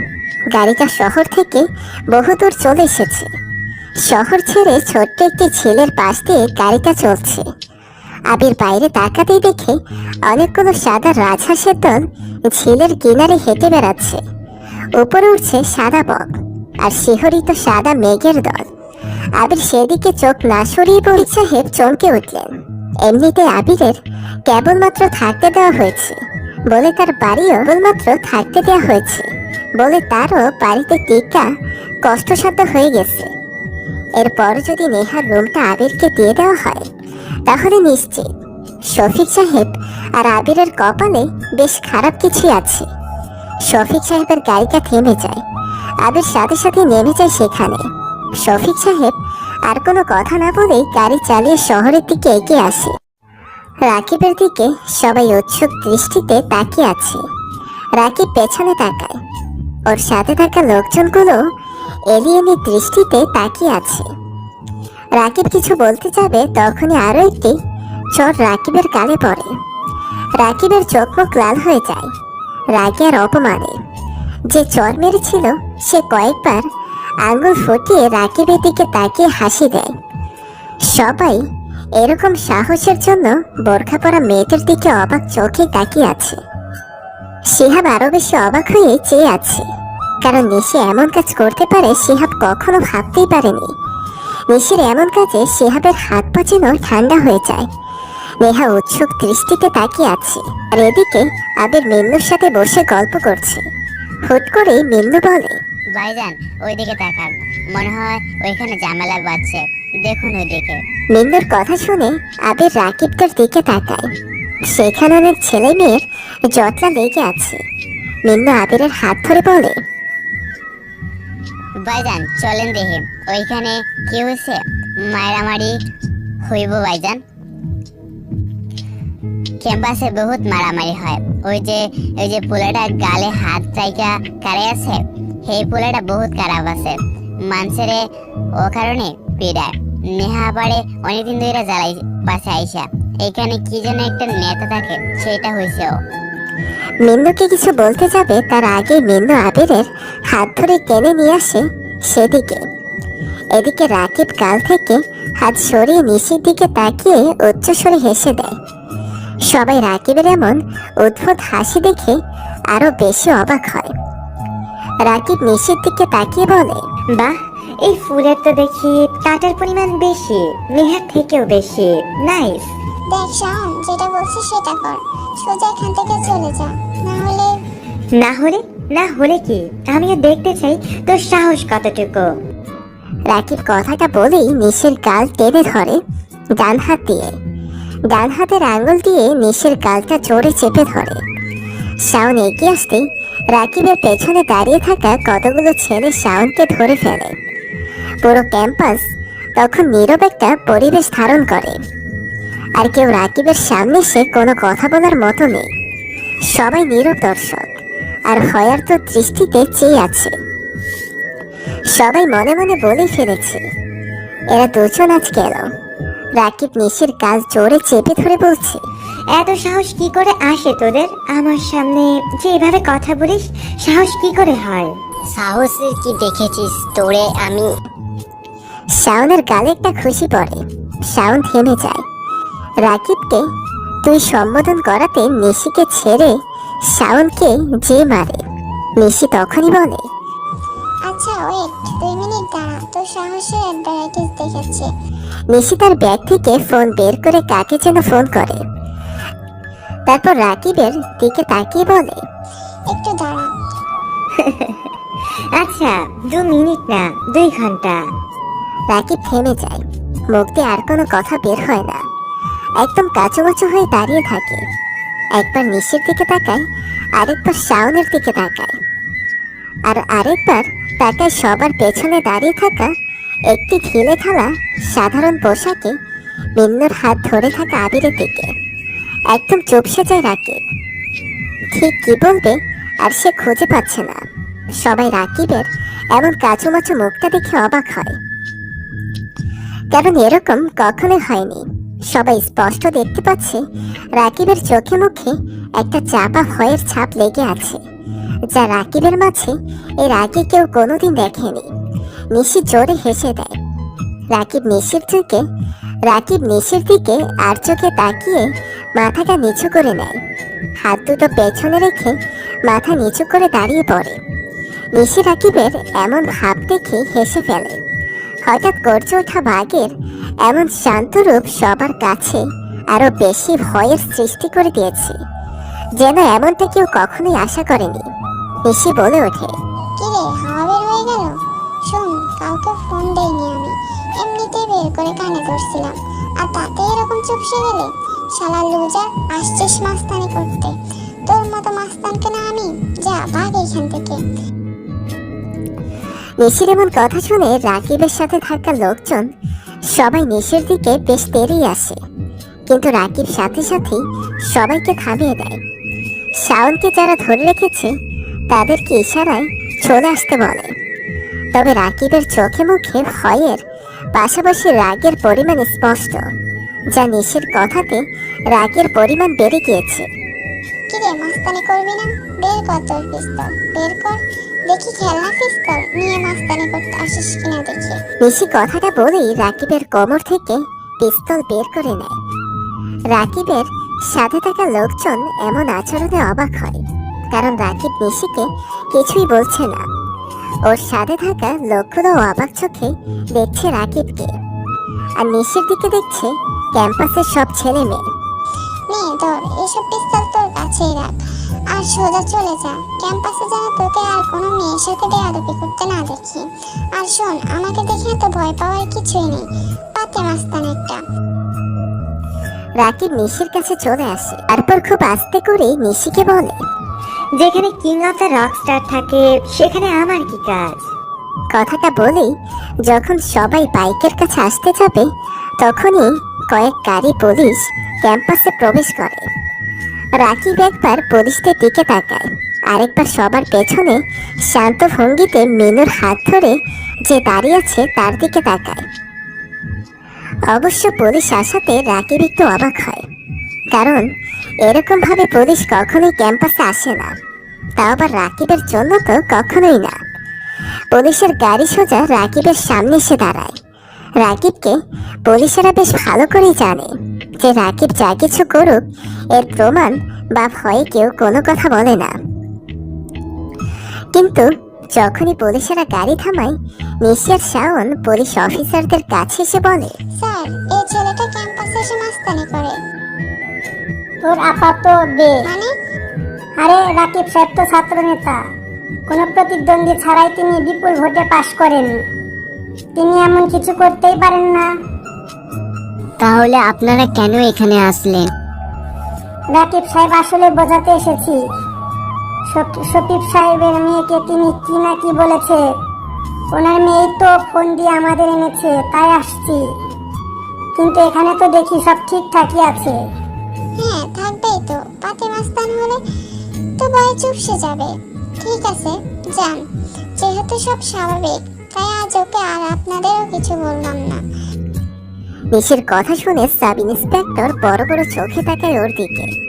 খুব সাধারণ একটা মেয়ে, এভাবে কথা বলছে দেখে সবাই খানিকটা ঘাবড়ে যায়। এরকম করে কেউ ছাত্র নেতা আর পুলিশদের বলতে পারে সেটা সবারই ধারণার বাইরে ছিল। পুলিশ অফিসার রাকিবের দিকে তাকায়। রাকিব ইশারা করে চলে যেতে পুলিশগুলো চলে যায়। রাকিব বাইক স্টার্ট দিয়ে চলে আসতে যাবে, তখনই নিশি বলে, ভবিষ্যতে যেন ক্যাম্পাসে আপনাদের বেয়াদবি করতে না দেখি। আর আবার বলছি, আমাকে এত ভয় পাওয়ার কিছুই নেই। রাকিব মুচকে হাসে। কোনো কথা না বলে আবারও ভয়ার্ত চেহারা নিয়ে বাইক চালিয়ে চলে আসে। নিশার সেখানে দাঁড়ায় না। নেহারা অনেকবার তাকে ডেকেছে, কিন্তু নিশার না দাঁড়িয়ে হনহন করে তার ক্লাসের দিকে চলে আসে। শাওন পেছনে ঘুরতে দেখে আবির একদম সবার পিছনে দাঁড়িয়ে আছে। আবিরের দিকে তাকিয়ে নিশির দিকে তাকায়, আবার আবিরের দিকে তাকায়। কয়েকবার নিশি আর আবিরের দিকে তাকিয়ে নিশির দিকে মুখ করে মুচকি হাসতে থাকে। শাওন বুঝে যায় রাকিব চলে যাওয়ার আগে কেন মুচকি হেসেছিল। হয়তো তার কারণ আবিরই। রাকিব ক্যাম্পাস থেকে বের হতেই ওর সাথে থাকা প্রায় সবাই অবাক চোখে তাকিয়ে থাকে, প্রশ্ন করে, কি হলো ভাই আপনার আজকে? একটা মেয়ের কাছে আপনি এভাবে অপমান হয়ে চলে এলেন কেন? কি সমস্যা হয়েছে? এবার থেকে আমাদের কি কেউ আর ভয় পাবে? চুপ কর তোরা। আমি কি একবারও বলেছি যে মেয়েটাকে ভয় পেয়ে চলে এসেছি? তাহলে সায়ন ছেলেটাকে না, তোরা বুঝবি না। আর আজকে রাতে তোরা আমাকে কেউ ফলো করবি না, আজকে আমার একটা কাজ আছে। আচ্ছা। রাকিব চলে যায় নিজ গন্তব্যে। এদিকে ক্যাম্পাসে সবাই শাওনকে বাহবা দিতে লাগলো। নেহা আজ শাওনের কাজের জন্য বেশ ইমপ্রেস হয়েছে। শাওনের আশেপাশে ঘেঁষার চেষ্টা করছে নেহা। শাওনের আশেপাশে নেহা আজ শাওনের কাজের জন্য বেশ ইমপ্রেস।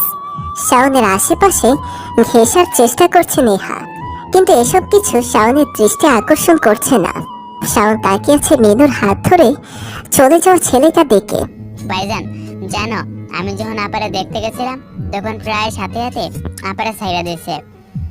আমরা এক লোকে বাড়িতে আইছিলাম, একজন কালো কোট পরা লোক এসে পুলিশের কি কাগজ দেখাইছিল, তারপরে সাইরা দিছে। পুলিশগুলো আমার থেকে অবাক চোখে তাকাইছিল। আপারে নিয়ে বাইরে আইসা আপনারা অনেক কইছিলাম। ফুল গাছের নিচে বসতে বসতে মিন্নু কথাটা বলে। আবির একটু শব্দ করে হাসে, তারপর মিন্নুর দিকে তাকিয়ে বলে,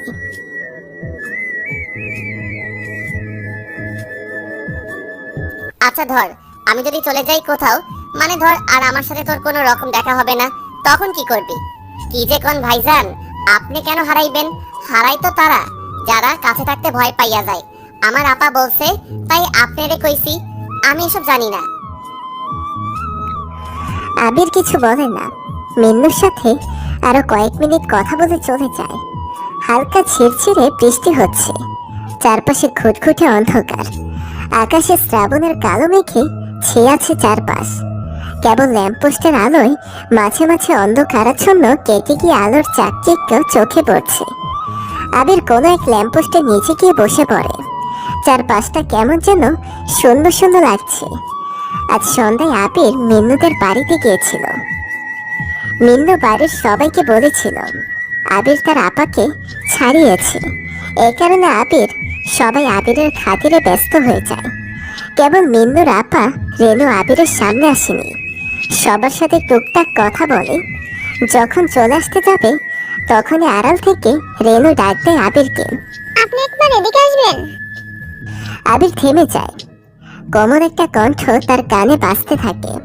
আবির চুপচাপ দাঁড়িয়ে থাকে, কেমন যেন নেশাগ্রস্ত হয়ে পড়ে। যার কণ্ঠে এত মায়া সে নিশ্চয় একজন ভালো মনের মানুষ, আর মায়াবতী হবে। আবির ধীর পায়ে পাশের ঘরের দিকে যায়। ছোট্ট একটি জায়গায় দুটো রুম, একটাতে মিন্নুরা থাকে, আরেকটাতে ওর আপা। আবির রুমের বাইরে দাঁড়িয়ে আছে। ভেতর থেকে রেনু বলে ওঠে, ভেতরে আসুন, কোনো সমস্যা নেই। আবির আবারও চুপ হয়ে যায়। কেমন যেন একটা মাদকতা কাজ করে সেই কণ্ঠের ওপর। আবির শান্ত ভঙ্গিতে আর অনেক বেশি উৎসাহ নিয়ে ছোট্ট একটি ঘরে প্রবেশ করে। রুমে খুব বেশি আলো নেই, একটু 40 ওয়াটের হলদে বাতি জ্বলছে।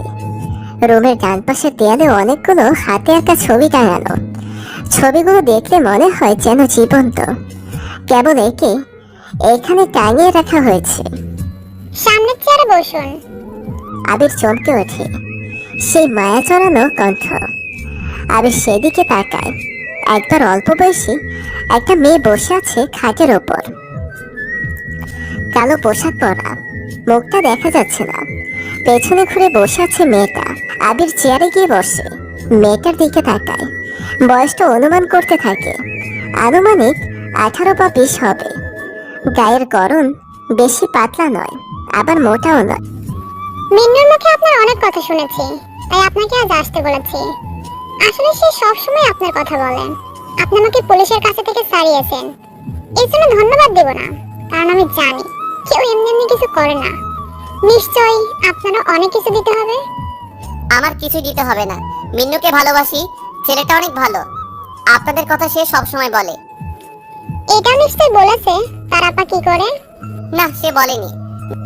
মজা নিচ্ছেন? মজা নিতেই পারেন, আপনাদের মতো সভ্য সমাজের মানুষগুলো তো মজা নেবেই, আরো মজা নেবেন, দাঁড়ান। কথাগুলো বলে পেছনে বসা মেয়েটা আবিরের দিকে ঘোরে। আবির যা ভেবেছিল ঠিক তার থেকেও বেশি মায়াবী মিন্নুর বোন। চেহারাতে কোনো প্রকার কষ্টের ছাপ নেই, কেমন যেন হাসি হাসি মুখ, অসম্ভব মায়া। আবির কিছু বলতে চেয়েও বলতে পারে না। রেনু আপা বলে, কেউ কখনো এমনি এমনি কিছু করে না। আমরা আপনার কাছে ঋণী, চাইলে আপনি ঋণ শোধ করে নিতে পারেন। না না, এরকম কিছুই না। আমি তো কেবল মিন্নুকে ভালোবাসি বলে ওর জন্য এরকম করেছি। আরে ধুর মিয়া, এত সাধু সাধার কিছু নেই। জলদি আপনার ঋণ পরিশোধ করে দিন। আজ অনেকদিন আমাকে কেউ স্পর্শ করেনি, জলদি শুরু করেন। এত ভনিতা ভালো লাগে না। মিন্নুর সাথে মিশে এত কিছু করেছেন, ভাবছেন আমরা খুশি হব। হ্যাঁ, খুশিই তো হয়েছি, আর খুশি হয়ে আপনার জন্য নিজেকে তৈরি করেছি সন্ধ্যা থেকে। এই জন্য টাকা লাগবে না। আমাকে যে সারিয়েছেন এটার জন্য ফ্রি। আসুন আসুন, বাইরে বৃষ্টি শুরু হবে, কেউ জানবে না। চাইলে সারা রাত আপনার ঋণ পরিশোধ করে নিতে পারেন আমার সাথে থেকে, যেভাবে ইচ্ছে ব্যবহার করতে পারেন। আপনাদের হিসেব আমি বেশ ভালো করে বুঝি। আসেন তো মিয়া। আবির বোকার মতো তাকিয়ে থাকে রেনুর দিকে। কয়েক মুহূর্ত আগে এই মেয়েটাকে নিয়ে আবির কত কিছুই না মনে করেছিল, কিন্তু এরকম ভাবে রেনু বলতে পারে কথা আবির বুঝতে পারেনি। অবশ্য রেনুর দোষটাও বা কোথায়? রেনুর সাথে হয়তো সবাই পাওয়া নাটা নিয়েই এরকম করে। দুনিয়াতে কেউ তো কারোর জন্য না। কেউ না খেয়ে থাকলে কেউ নিজের টাকা খরচ করে খেতে দেবে না। আর এক্ষেত্রে তো আবির কোনো কারণ ছাড়াই মিন্নুদের উপকার করেছে। আবির কিছু বলতে যাবে তখনই রেনু বসা থেকে উঠে দাঁড়িয়ে বলে। আবির রেনুর দিকে তাকায়। মেয়েটাকে তার কাছে যেন মায়াবী কোনো ফুটন্ত তাজা ফুলের মতো লাগছে। রেনুর এমন কথাটা আবির অনেকখানি অবাক হয়। আবির ঠিক কি বলবে বুঝে উঠতে পারে না। মিন্নুর সাথে তার সখ্যতা গড়ে উঠেছে রেনু আপাকে উপভোগ করার জন্য না, রেনুকে সে তার বোনের মতো দেখে এসেছে। রেনু আবিরের খুব কাছে চলে আসে। আবির আর সহ্য করতে না পেরে চেয়ার থেকে উঠে দাঁড়িয়ে রেনুর কানে কষে একটা চড় মারে। রেনু অবাক হয়ে আবিরের দিকে তাকিয়ে আছে। আবির বলে, নারী দেহের প্রতি লোভ থাকলে আপনার আগে আরো অনেক মেয়েদেরকেই নিজের ইচ্ছে মতো বিছানায় নিয়ে নিজের প্রশান্তি মেটাতাম। নারী মানে একজন পরিচারক। নারীরাই পারে অনেক কিছু বদলে দিতে, আর সেই নারীকে আমরা বিভিন্ন নামে ডাকি। কেউ বলি বেশ্যা, কেউ বলি পতিতা। তবে সমাজে যারা পতিতা হয় তারা এমনি এমনি হয় না। আপনি যেমন হয়েছেন পরিবারের জন্য, তবে এটা বিশ্বাস করুন আমি কেবল কিছু পাওয়ার জন্য এসব করিনি। মিন্নুকে ভালোবাসি, আর আপনাদের পরিবারকেও। ভালো থাকবেন, আর কখনো আপনাদের উপকার করব না, আসবো না। আবির রুম থেকে বের হয়। রুম থেকে বের হতে দেখে মিন্নু দাঁড়িয়ে আছে। মিন্নুর দিকে তাকিয়ে মুচকে হাসি দিয়ে হনহন করে চলে আসে ও। হালকা ঝিরঝিরে বৃষ্টি হচ্ছে, চারপাশে খুঁতখুঁটে অন্ধকার।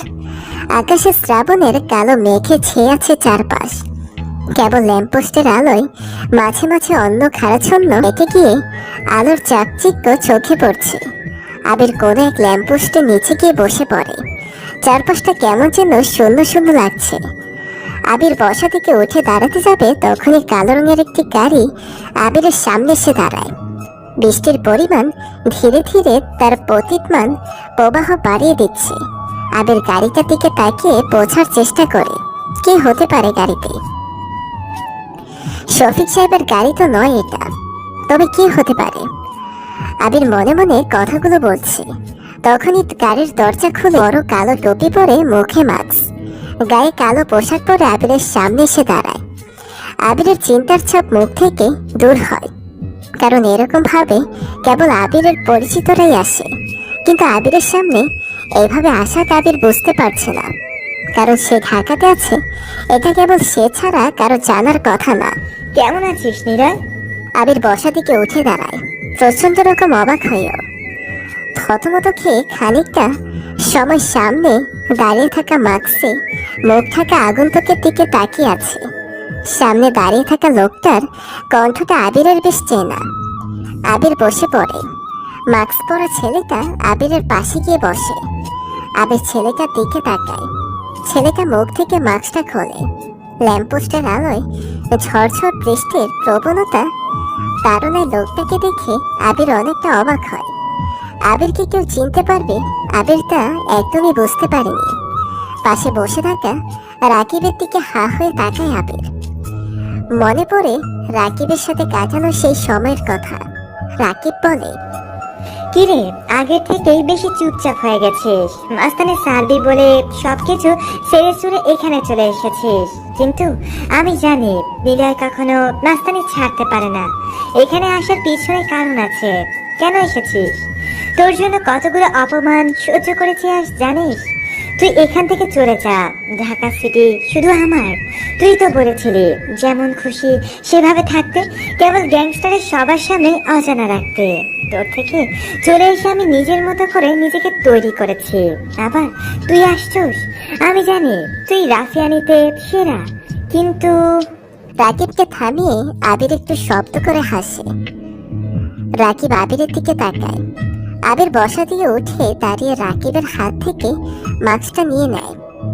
তারপর শান্ত ভঙ্গিতে বলে, পিস্তলটা তোর গায়ের সব কাপড়গুলো দে, আর নেহার পিছু ছেড়ে দে।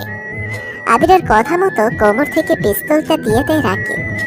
আবির মাস্কটা পরে নেয়। কোমরে পিস্তল গুঁজে পকেট থেকে ফোন বের করে কয়েক পা এগিয়ে আসে। আরো একটা ড্রেস গাড়িতে রাখা আছে, আর নেহার পিঠু যদি না ছাড়ি, হা হা হা, বাসায় চলে যা। জানিসই তো রাগ করতে ভালো লাগে না, রাগের কারণে সম্পর্ক নষ্ট হয়। আর ভালো করে জানিস রাকিব, আমি রেগে গেলে কি হতে পারে। যেটা বললাম সেটা কর। আবির আর দাঁড়ায় না। রাকিবের গাড়ির দরজা হালকা খোলা ছিল। রাকিবের গাড়িতে উঠে গাড়ি স্টার্ট দেয় আবির। রাকিব ল্যাম্পপোস্টের নিচে বসে বোকার মতো তাকিয়ে থাকে আবিরের চলে যাওয়ার দিকে। রাকিব মনে মনে আবিরকে অনেক কিছু বলতে থাকে, কিন্তু সেসব কথার কোনো শব্দ নেই, কেবল নীরবতায় ছেয়ে আছে। চারপাশ অন্ধকার, দূরে দুটো গাড়ি দাঁড়িয়ে আছে।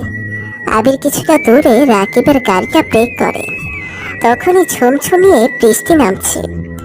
চারপাশে বৃষ্টির ধোঁয়াতে ঢেকে আছে। আবির গাড়ি থেকে নামে।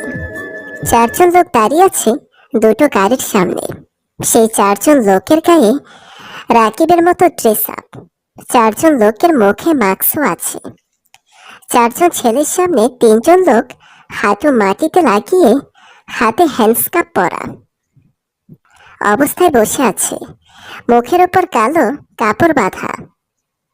আবির ধীর পায়ে এগিয়ে আসে ওদের কাছে। খুব কাছে আসতেই কোনো একজন ছেলে একটি চেয়ার এনে আবিরের সামনে রাখে। আবির শান্ত ভঙ্গিতে চেয়ারে বসে কোমর থেকে পিস্তল বের করে। ভাইয়া, মোহন শেখ, জামির হায়দার আর নাসির মোল্লা, তিনজন পুলিশদেরকে তুলে নিয়ে এনেছি তোমার প্ল্যান মতো। মুন্নুকে মোহন শেখ পেটে লাথি মেরেছিল, জামির হায়দার রেনুকে অনেক মেরেছিল আর বাজে কথাও বলেছিল। মুন্নুকে নাসির মোল্লা তার বোনকে দেখতে যেতেই দিত না, টাকা নিত। এদেরকে মন চাইছে কপালে গুলি করে মেরে দিই। করে আবির ইশারা করে। আশরাফ সিগারেটের প্যাকেট ছুঁড়ে দেয় আবিরের দিকে।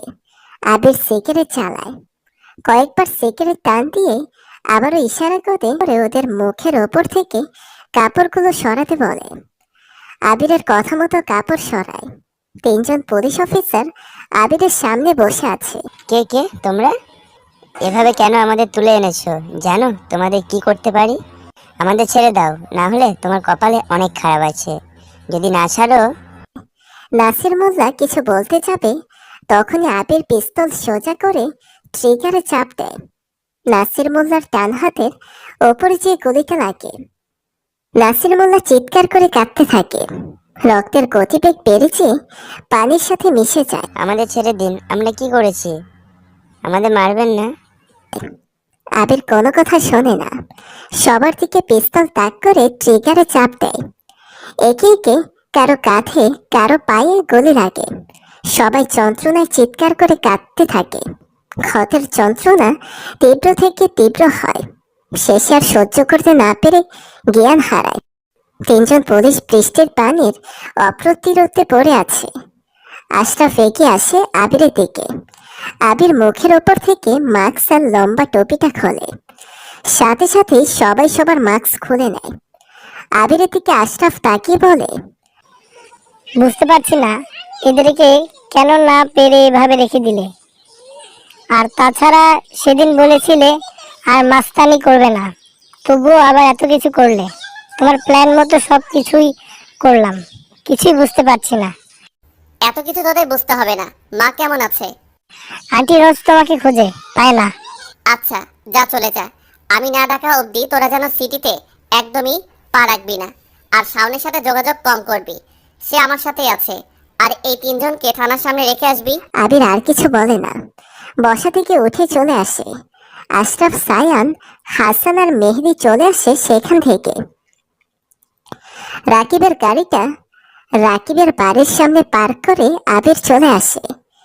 ঝমঝমে বৃষ্টি হচ্ছে। নেহা ছাদের এক কোণে দাঁড়িয়ে হাত ছড়িয়ে বৃষ্টিতে ভিজছে। গায়ে সাদা রঙের ড্রেস আপ, চুলগুলো আর ঘন কালো। আজ অনেকদিন পর নেহা ছাদে এসে বৃষ্টিতে ভিজছে, কারণ আবিরের জন্য নেহা ঠিক মতো ছাদে আসে না।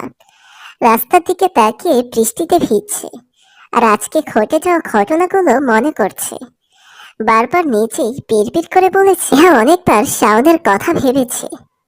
এমনটা না যে শাওনের কথা ভাবে, তবে আজ অজান্তেই শাওন আর আজকের ঘটনাটা বেশি মনে পড়ছে নেহার। রাস্তার দিকে তাকিয়ে খেয়াল করে কেউ একজন ভিজতে ভিজতে ঘরের বাড়ির ভেতর প্রবেশ করছে। নেহা ভালো করে তাকিয়ে দেখে এটা আবির, তবে অন্যদিনের মতো খ্যাত লাগছে না তার। আজকে পোশাকে যেন এক ধরনের স্মার্টনেস ছড়িয়ে পড়ছে। নেহা ভালো করে তাকায়, আবিরকে আজ দেখতে অন্যরকম লাগছে। ঠিক তখনই নেহা দেখে তার বাবা শফিক আহমেদ একটা ছাতা নিয়ে এগিয়ে যায় আবিরের দিকে। নেহা অবাক হয়ে তাকায়, কারণ শহরের টপ প্রভাবশালী লোকদের মধ্যে সেরা 5 নম্বরে, কিন্তু তবু তিনি সামান্য একটা ছেলের জন্য এরকম বৃষ্টির মধ্যে ছাতা নিয়ে এগিয়ে আসাটা নেহার মনে অনেকগুলো প্রশ্ন তৈরি করে দেয়। কে ছেলেটা? কেবল বাবাকে বাঁচিয়েছে বলে এত কিছু তার জন্য করছে, কারণটা কি? সত্যি কি আমরা যা দেখছি সেটাই ঠিক, নাকি এর পেছনে অন্য কিছু আছে? বাবাকে খুব করে জিজ্ঞাসা করতে হবে। আবির ভেতরে প্রবেশ করে, সিঁড়ি ভেঙে ওপরের দিকে যেতে থাকে। চিলকোঠার কাছাকাছি আসতেই দেখা যায় নেহার সাথে। নেহা নিচের দিকে নামছে। আবির নেহার দিকে তাকায় না, নেহা আর চোখে আবিরের দিকে তাকায়। নেহি স্পষ্ট খেয়াল করে আবির তার দিকে একবারও তাকায়নি। মনে মনে বলে, কিরে চান্দু, পাশ দিয়ে বৃষ্টিতে ভিজে সুন্দরী মেয়ে যাচ্ছে, তাকাচ্ছে না কেন? কি ভাবরে চান্দুটার? নীলয় ছাদে আসে, বাইরে থেকে ছাদের দরজা লাগিয়ে দেয়। বৃষ্টির মধ্যে ধপ করে বসে পড়ে। বৃষ্টির পানি আবিরের পুরো শরীরটা ঠান্ডা করে দিলেও ভেতরটা কেমন যেন অস্থির করে দিয়েছে। মায়ের কথা খুব মনে পড়ছে ওর। মায়ের কথার কারণেই সে পুলিশ অফিসারদের মারেনি, না হলে ওদের নিঃশ্বাসটা আজই শেষ হতো। আবির আকাশের দিকে তাকায়। বৃষ্টির ফোঁটা ওর চোখে মুখে এসে পড়তে থাকে। চোখটা বন্ধ করে ও। মিন্নু আর তার বোনের মুখটা চোখের সামনে ভাসতে থাকে। রেনুর কথাগুলো আবারও মনে করতে বুকটা কেমন ছ্যাদ করে ওঠে। সে চাইলেই পুরো শহরে অনেক কিছুই করতে পারে, কিন্তু সবকিছু যেন আজ অন্যরকম। অবশ্য এরকমটা হচ্ছে তার শান্তশিষ্ট স্বভাবের কারণে। না, আর মাস্তানি একদমই প্রকাশ করব না। রাকিব কি চাই? সে কেন আজ এভাবে কথা বলল? আবির অনেক কিছুই ভাবছে।